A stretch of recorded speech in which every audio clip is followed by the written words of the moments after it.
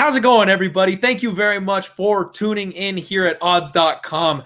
The Diehard MMA podcast is streamed exclusively here on odds.com. And if you want to watch the replay, click the link below. Head on over to odds.com to check it out. We have got Deiveson, the God of War Figueredo, making UFC history with the fastest turnaround for a title shot as a champion in the company's prestigious history here. Taking on Brandon, the baby assassin, Moreno.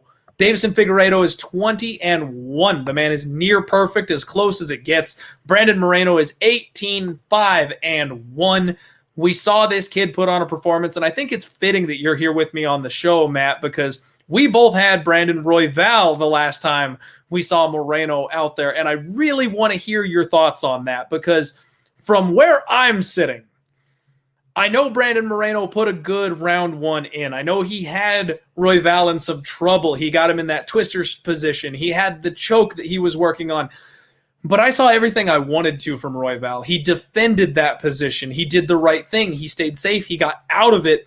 And then he was winning in the striking. And even though, now, Joe Rogan, my man, I love you, but he kept saying that Brandon Moreno has a power advantage. I saw Brandon Royval landing the bigger shots and Brandon Moreno diving for takedowns before his arm dislocated, leading to the egregious stoppage with 1 second left on the clock. I still hold to the fact that Royval was going to come out in the second round after they put his arm back in place and win that fight when it started standing again. How did you feel about the way that fight went down? Yeah, I felt as confident as ever right up until that second to go in the first round when they stopped it that we were fine. As people that bet Royval, I'm like, I knew Moreno was going to come out a house of fire, and he did fine. His wrestling got going, but when his wrestling and submission game failed him early, I'm with you. I started to see Royval starting to get turning the tide slowly, and then all of a sudden we end up with that takedown, the shoulder dislocates. And to your point, had they have let it go one more second and he gets to go to his corner and they put it back in place, I'm not sure he doesn't win that fight. And I don't know. And then we're seeing Royval versus Figueredo this week instead, which I think would have been amazing.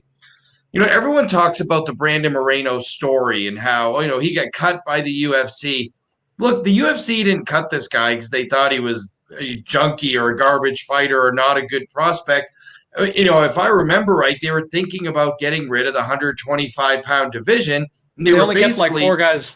That's right. And so basically he was coming off back-to-back losses, albeit, to good guys, Sergio Pettis and Alexander Pantoja, and they cut him. So he fought one fight in LFA, and suddenly UFC realized 125 was here to stay, and they brought him right back. So it wasn't like he was gone for a while, had to earn his way back on the regional scene. I mean, that's not how this thing happened. So, getting into this fight itself, minus 300 does seem like a steep price for me to lay.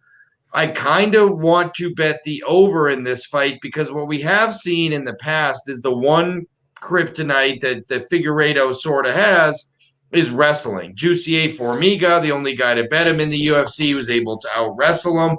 We don't know if Alex Perez would have been able to out-wrestle him as well or not because he got caught in that guillotine choke so quickly in the last fight. But I think Moreno might be able to do that. And what I do know, and which makes the betting on this fight really interesting, what we do know about Figueredo is he has a hard weight cut. He weighed 153 in the octagon for his last fight. This is a guy who cuts down to, he has to make 125 to defend his title. He stepped into the octagon for that last fight a couple of weeks ago at 153. He put on 25 pounds, Ridiculous. 28 pounds overnight. To turn around and do that same weight cut again in 2 weeks is really, really hard. And who else did we see make that same mistake? You already talked about it. Tony Ferguson. And he didn't have the juice the second time around. I'm wondering if a guy that has to make that drastic of a weight cut twice in a month, if that's not a big disadvantage for him and advantage Moreno. So I did already bet the over 2.5 rounds once, despite the fact that Figueredo, amazingly at 125, has won his last 6 fights by stoppage. I mean, it's amazing. 6 straight wins by stoppage at 125. But I do think Moreno's a durable guy. He has shown durability in the past. He got beat up pretty good by Sergio. Of course, he hung in there. I think he's going to be able to hang in there. And then what I wonder is, if this thing gets into round 3, at what point does it become big time advantage Moreno?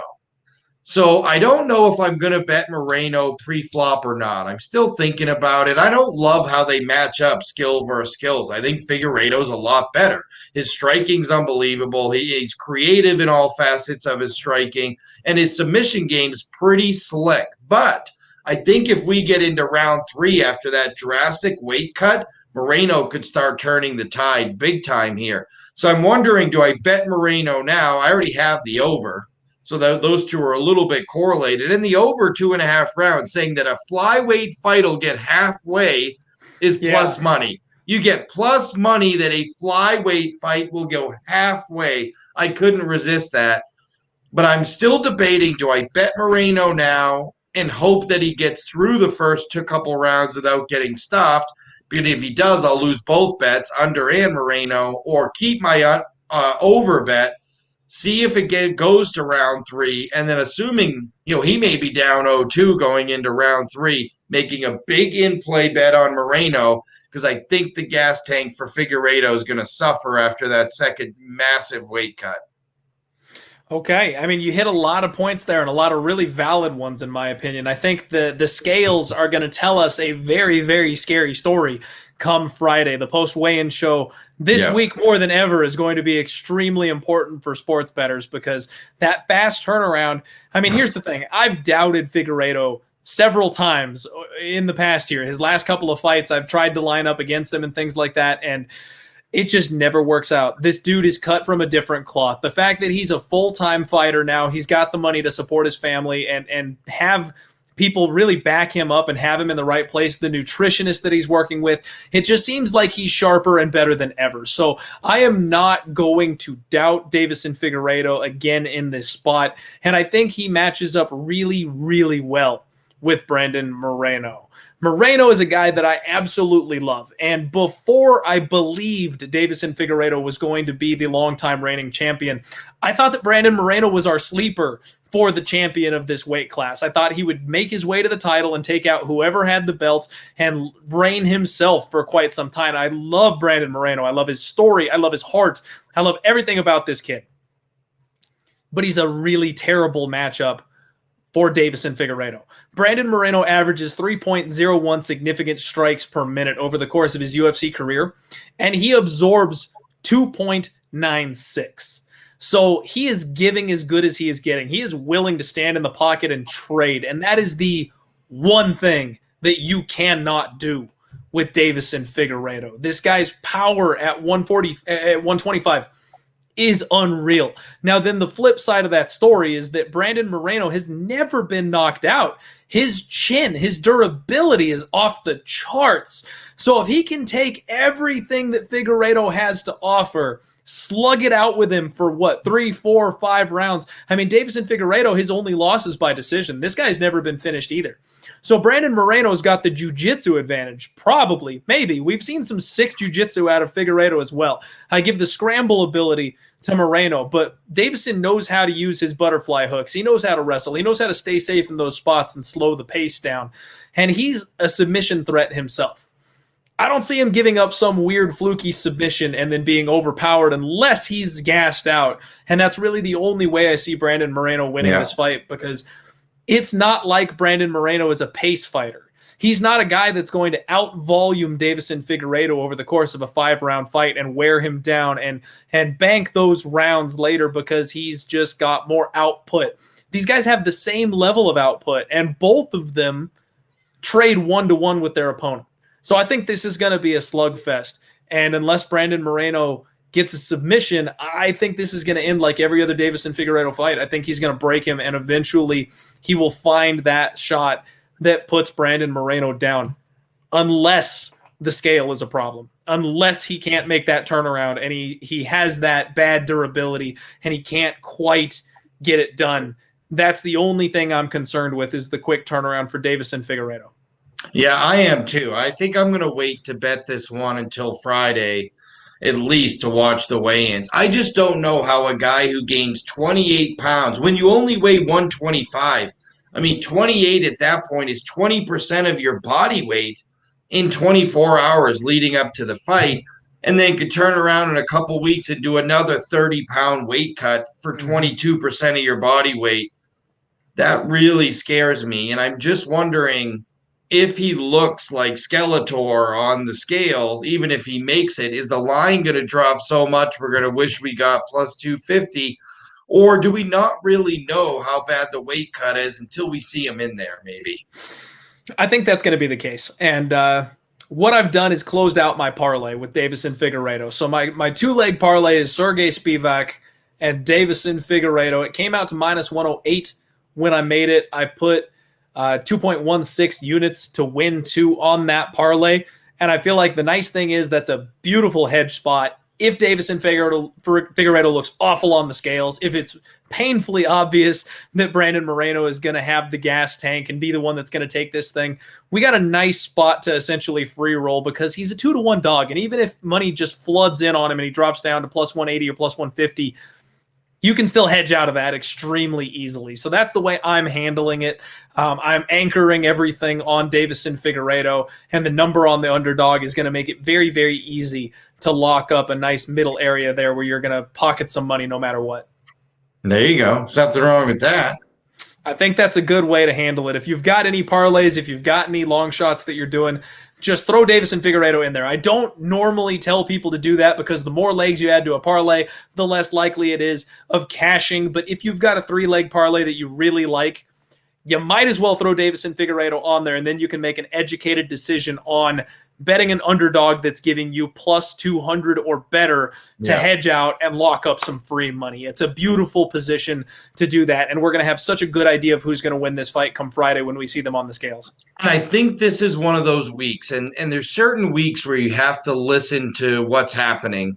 This is one of them, because this guy's going to be doing some interviews, and look, word gets out between his nutritionist and his trainers and himself. People are going to see him around the hotels, and you're going to hear how he looks, how this weight cut has gone, where he came in, where is he right now, how far, how much weight does he have to cut from now until Friday. Those things tend to get out, and more than ever, I would keep an ear kind of to the ground on how that's going for Figueiredo, because he cuts a ton of weight. In terms of percentage of your actual body weight that you have to cut, he might cut more weight than anybody in the UFC. So it's worth at least keeping an eye on. I don't even know how he does it now, but never mind, how did he do it in back-to-back twice in a month? I'm really worried about that. I thought it was really unintelligent, and someone should have talked to Tony Ferguson when he did it. Like, why are you cutting weight for nothing? Just to say, hey, look, I did it. And then he had to turn, because he cuts a lot of weight, Tony does. And then he had to turn around and cut it again, and it certainly didn't help him. I'm not saying I don't want to take it away from Gaethje, but it didn't help Ferguson. Boy, I don't know that this quick turnaround is good for Figueiredo here, as much weight as he cuts. Literally over 20% of his body weight he cuts. Yeah, it's a big question, maybe one of the biggest factors in this fight. And the fact to me, though, that Tony cut that weight to prove a point. He had no idea he was going to accept a fight a couple of weeks later, whereas this is premeditated for Figueiredo. Yeah. So I feel like there's a bit of a difference there, that I think maybe he's confident that he can do it. I think that, him following his nutritionist and keeping his weight down constantly now instead of blowing up and cutting so much, maybe that has something to do with it. So yeah, lots of questions here, and just a hell of a fight. I mean, we talked about the co-main event being the fight of the night. If this fight gets out of round 1, this could be a competitor for that fight of the night crown come Saturday. There's so many fun fights on this card, and meaningful fights in terms of people that could potentially get title shots in 2020, 2021 off it. I mean, Kevin Holland, if he wins his 5th fight in 2020 and goes 5-0 in 2020, that's right. First of all, fighter of the year, but second of all, he already has a little bit of a rivalry with Adesanya. They chirp at each other all the time. I could certainly see Kevin Holland popping up into a title fight. If Ghana beats JDS, all of a sudden, we could be looking at a legit guy who is 1 or 2 fights away, at least from getting in there with an Overeem or Rosenstruck, or if Miocic fights Jones, maybe it's Ngannou in Ghana and in 2021. I mean, these are big time impactful fights to the sport and to what, title fights and matches we'll have in 21. And all kudos and credit to Dana White, who, look, there has been a lot of cancellations. Peter Yan, Aljamain Sterling was going to be amazing. What do you do all of a sudden at the end of the year? The MMA community has rallied behind the UFC. The UFC's done their best job to put out a good product. And I feel like we're ending the year with a bang. They saved this pay-per-view, and I am pumped about it.